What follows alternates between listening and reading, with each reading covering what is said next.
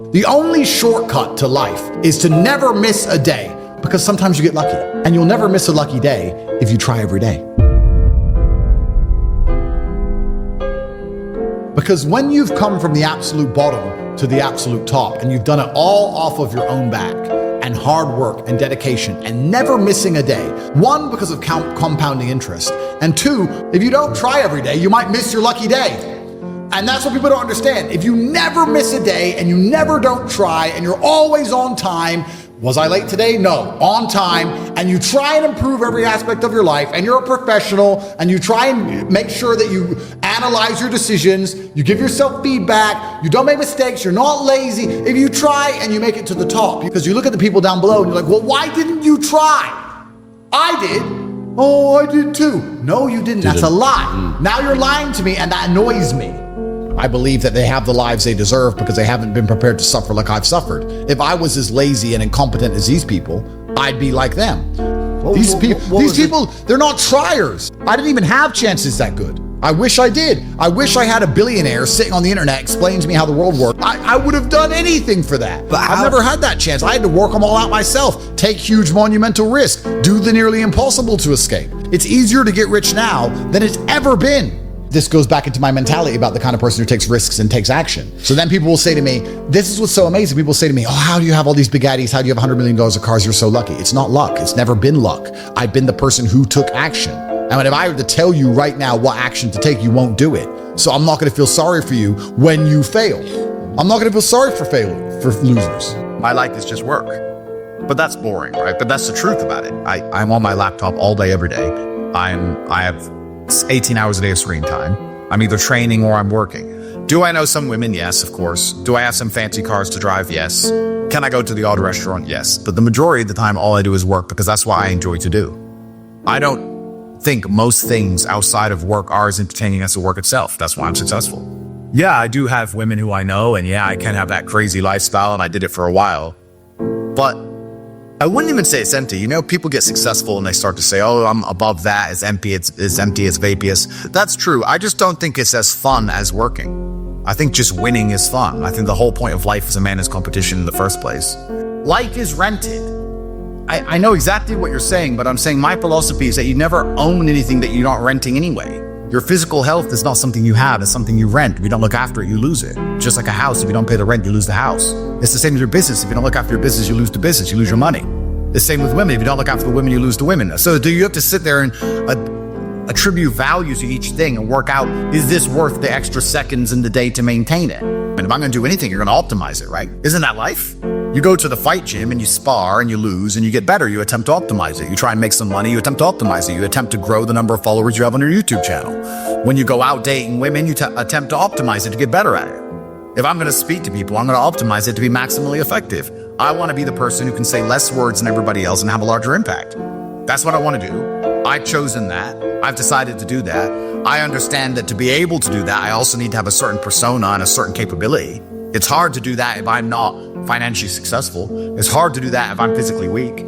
If I walk into a room and I want to bellow and I want to sit and talk in a particular manner, but I'm physically weak and broke, nobody gives a shit. But I have real world accolades. Also, a lot of my real world accolades are based on the fact that I've suffered and I'm prepared to go through difficult scenarios for the things I've said, which once again adds credence to my words. Does happiness exist to you? I don't think it's important. I am already happy, and I'm happy all the time, even when bad things happen. I'm always a happy person. I don't operate in the happy, sad paradigm. So to me, I'm always happy because I don't measure it. If you don't measure something, it doesn't exist. If you give attention to depression, you're depressed. If you give attention to how happy you are, you're always going to be measuring if you're happy or not that day. If you don't think about those things, they don't exist. I don't give measurement to them. Is that the heartbreak part is the best part. Yeah. That's the real love. The whole holding hands, everything's happy, we're out at dinner, smiling, laughing. No, that's boring. The true memory of love, the actual real fun part of the love is the part where you feel the deepest, and you feel the deepest when it goes wrong. And we can apply that to everything. That's the funnest part of life. Funnest part of life. It's never fun at the time, but in retrospect, when you want to use hindsight and analyze your entire life via the lens of your mind, when you go back in time, those bad times are the best times. Because I believe as a man, chasing happiness is probably the most asinine thing you can do. It's the easiest way to lose as a man is to chase happiness. What will make me happy is not how you win as a man. How you win as a man is, I don't care how I feel, what must be done. And really the only thing that's fun in life is work. The only thing that's fun is the thing that made you rich in the first place.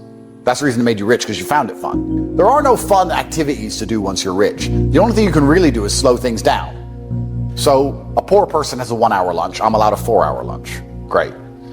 You can add some time to things. But I don't know. I see there are some other rich people who, they get enamored by wine, and they think that giving their life to tasting different grapes is somehow not a complete waste of consciousness. But they're dipshits. And that's why they're not important. And that's why no one knows who the they are. So when I talk to other millionaires, they're like, oh yeah, I'm gonna wine. I like to spend my time wine. Well, then you go do that. Life is just, it's a game. We're living in a simulation. And if you want a high score, you have to choose the highest difficulty. So I want a high score. A lot of these people, especially people who talk about Zen, Stoicism, etc., I distrust. And this isn't specifically about him. This is about all of these people.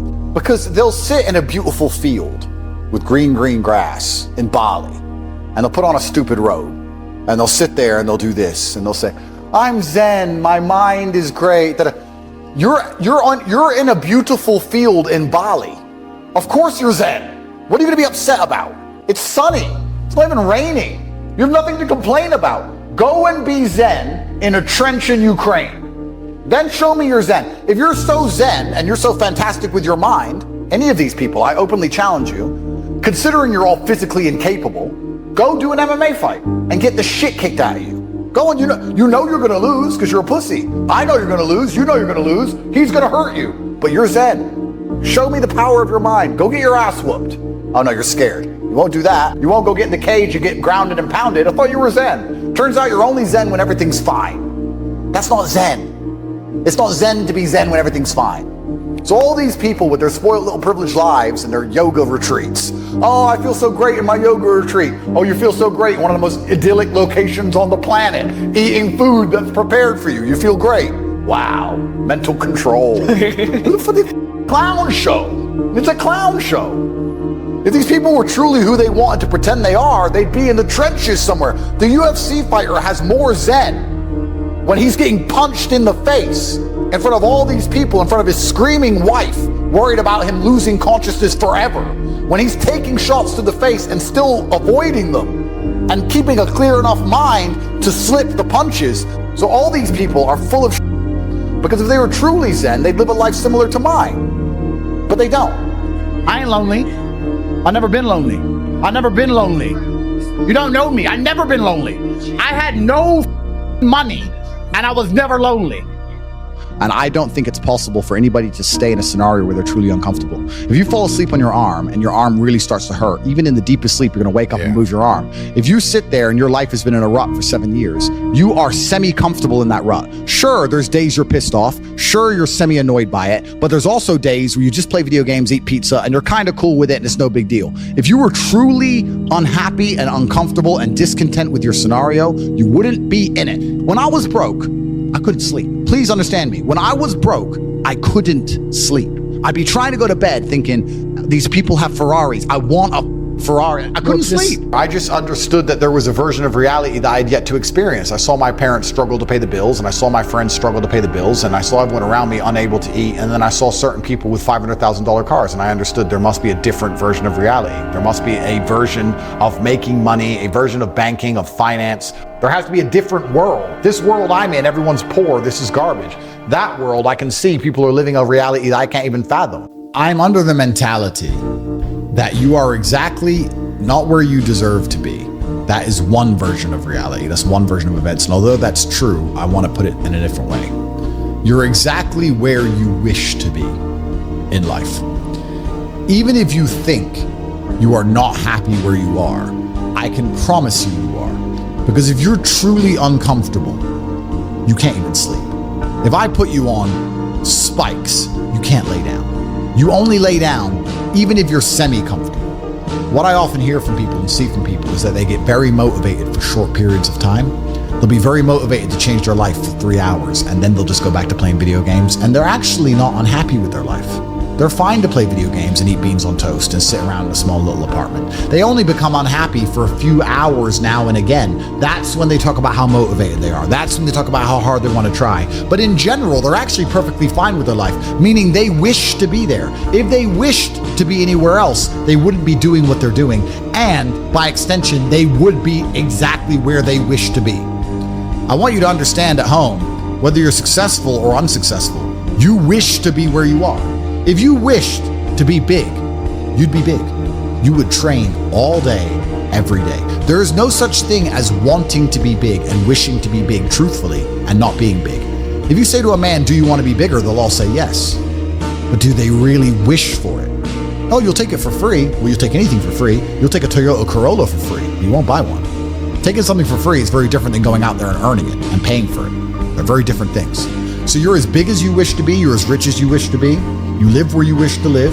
Because truthfully, when you wish for something with all of your heart, never in history has the universe or God failed to give it to you. Anything you've ever truly wished for in your entire life, you have gotten 100% of the time. So then the logical extension of this mindset is you have to analyze and decide, one, why you wish to be where you currently are. Why? And two, if you want to change that, where you actually genuinely wish to be. Because you have to make sure you really want it. Everyone will say they want to be have $100 million. Everyone will say it, but it's not true. And if you don't wish for it, you're never going to get it. And in fact, you won't even elevate from your current position unless you're more realistic with your wish and say, I don't want $100 million, I just want $1 million. That's my advice.